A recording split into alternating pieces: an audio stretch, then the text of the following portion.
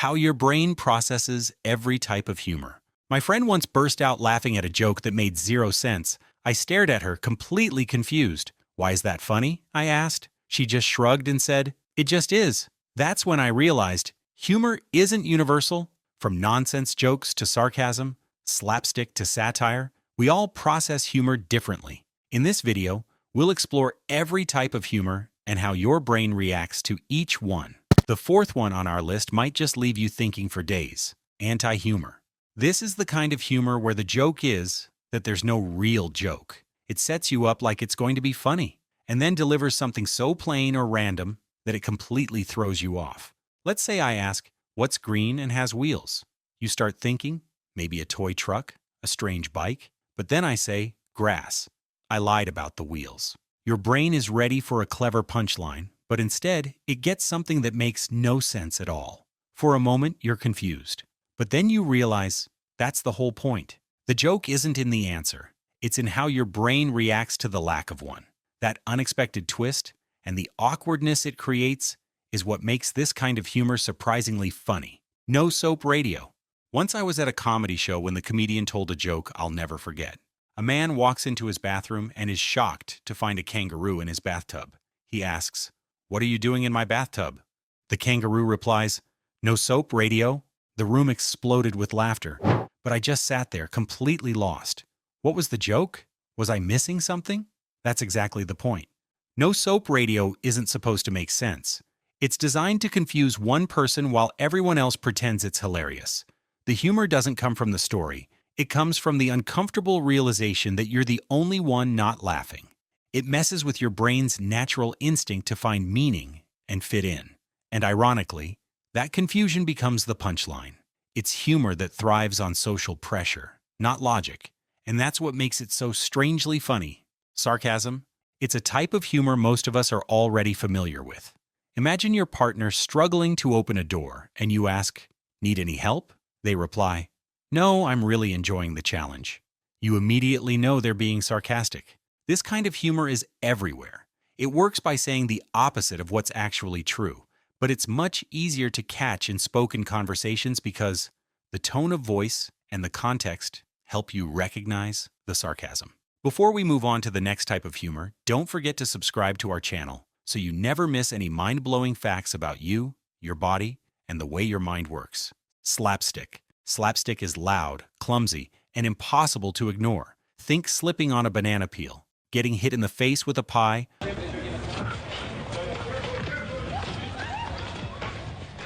or cartoon characters crashing into walls. It's physical comedy at its core. No clever punchlines, just exaggerated actions that make you laugh through pure chaos.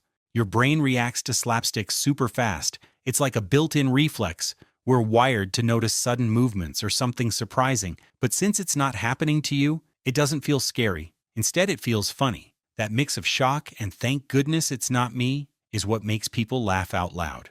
Black humor. You might have seen people who laugh at things like death, illness, or disaster and wondered how they can find it funny. That's black humor. It takes the darkest parts of life and adds a twist of irony or absurdity. It's not about being heartless, it's a coping mechanism. This kind of humor helps make harsh topics easier to process. When something feels too heavy, laughing about it creates emotional distance. Your brain gets a small sense of relief, like saying, "It's okay to feel uncomfortable." For many, black humor turns pain into something a little more bearable. "Well, at least if I die during surgery, I won't have to pay the bill." Finally, a solid financial plan.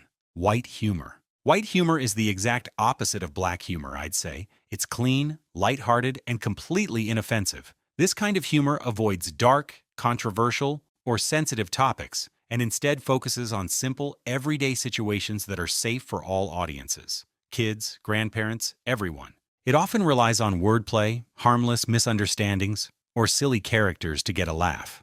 Think of the jokes you'd hear in a wholesome cartoon or a family movie.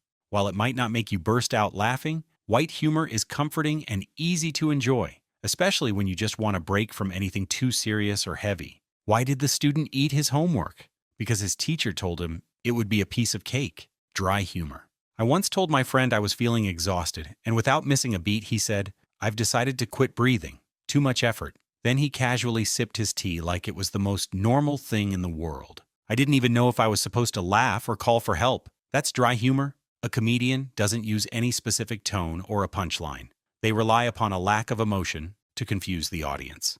Satire humor. If you've ever watched The Simpsons, you already have a pretty good idea of what satire is. It's a type of humor that uses exaggeration, irony, or sarcasm to point out flaws in society, politics, or certain people. What's interesting is that the person making the joke isn't always a comedian. They could be a writer, artist, or even an animated character. Satire makes us laugh, but it also makes us think. Surreal humor. A toaster marries a dolphin, and their wedding cake sings the national anthem in reverse. Makes sense, right? Tell me in the comments, what do you think that means? That's surreal humor. It's bizarre, dreamlike, and often totally illogical. The fun comes from the confusion. Your brain tries to make sense of it, but it can't. And that's exactly what makes it weirdly funny. Grotesque humor. This is a visual type of humor that you'll often find in cartoons. Characters have exaggerated, sometimes even ugly features. Think huge noses, weird body shapes, or creepy smiles. While some might find it irritating, for many it's oddly satisfying and entertaining. It pushes boundaries and makes you laugh through discomfort. I'm thinking of the most over-the-top cartoon character ever. Can you guess who it is? Let me know in the comments. Reaffirming and auto-destructive humor. Both of these are forms of self-irony, but their meanings are quite different. Reaffirming humor is used to lighten the mood in awkward or difficult situations. For example, if you slip and fall in a professional setting, you might laugh it off and say, "I'm so silly."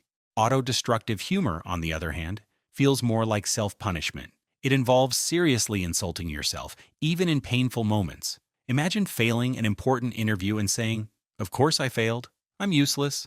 Observational humor. Have you ever watched a stand-up comedian describe something so ordinary, yet suddenly it's hilarious? That's observational humor. It's all about pointing out the weird, awkward, or oddly specific things we all experience but never really talk about.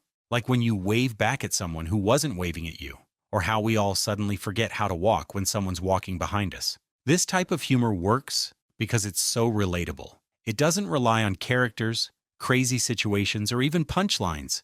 It just shines a light on everyday life in a way that makes us laugh and say, "That is so true." Some of the most successful comedians, like Jerry Seinfeld, use observational humor to connect with their audience and turn the simplest moments into comedy gold. Insult comedy. Have you ever had a friend make fun of you, but it was so funny you couldn't stop laughing? That's insult comedy. It's when someone makes jokes by saying silly or rude things about another person, but just for fun, not to hurt them. This kind of humor works best when everyone knows it's a joke. The person being made fun of is usually in on it and laughing too. Think of funny roasts or comedy shows where friends tease each other on purpose. But if it goes too far or sounds mean, it stops being funny. When it's done the right way, though, insult comedy can be a fun way to joke around and show friendship. Like saying, "I like you, but wow, your haircut is wild today." Well, I love sarcasm the most. You get to say what you really think without being too direct. But yeah, if you take it too far, it can make someone angry. So timing and tone really matter. Which type of humor do you like the most? Let us know in the comments.